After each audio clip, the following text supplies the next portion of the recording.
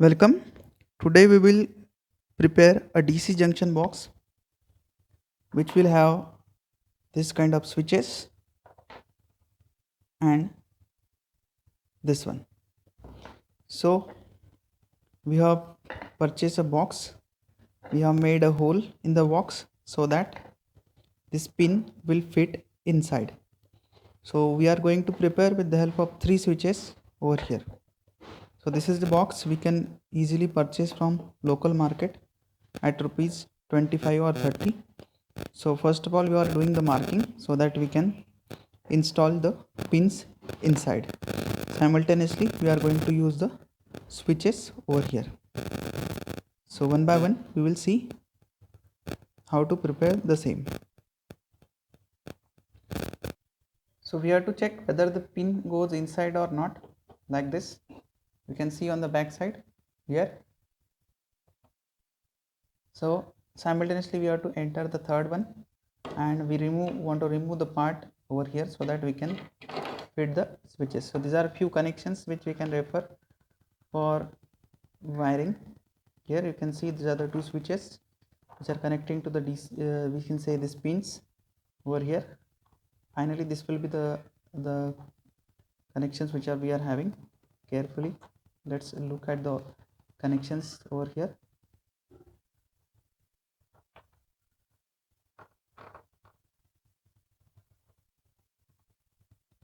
This one we are using for connecting it to the external battery over here.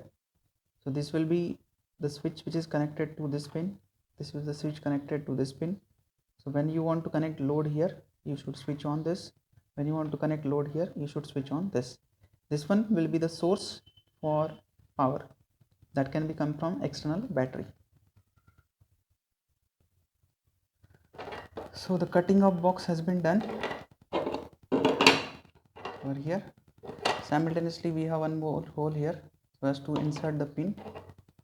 So the cutting has been done. So we will insert the pins inside. So the pins are inserted inside, you can see over here. So the pin gets locked.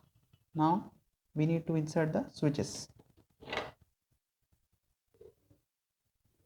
So what next we required? We required a wire stripper, and we will do the connection with the help of wire. The way you are following this connections over here, you can see the pins are actually connected to your switch. So which end is connected, that you can carefully see here, and accordingly we will make the connections. So this is the big end which is connected to your top of your switch. Same way here also the big end is connected to the top of your switch. So accordingly we will do the connections for this case. So you can now see the connection already has been done. Additionally one pin is also been provided on this side, you can see. So now it's a time to do soldering operation. So carefully check out the connection which we have done over here. So this box is almost ready. We have make use of wire stripper over here. Then you can make use of wire so as to do the connection. So as per the connection has been done, now it's time to do the soldering operation. So for soldering operation you may require soldering iron. Additionally you will require solder wire for the same in order to do the soldering operation. So let's move to the soldering operation. So we are going to use the solder gun for the operation over here. So power supply is switch on.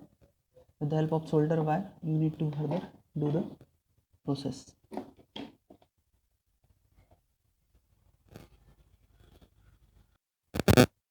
So the soldering has been done.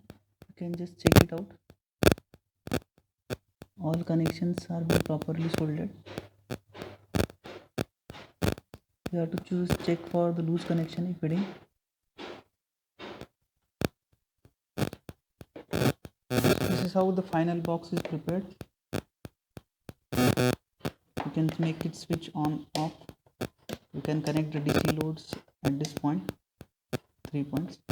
Simultaneously this will be source input, and in this way we can create the DC junction box. Thank you. So we are going to check whether the box is working correctly or not. So I have inserted a DC light over here. So with the help of this, the box is connected to the output from the controller.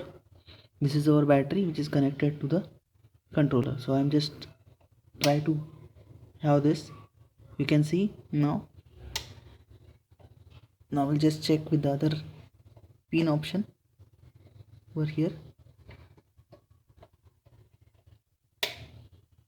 Okay, here also it is working. One more time for the first one. We'll check here. Again this is working. So in this way, whatever the box that has been prepared, it is working quite correctly, and we can proceed for using it. Thank you.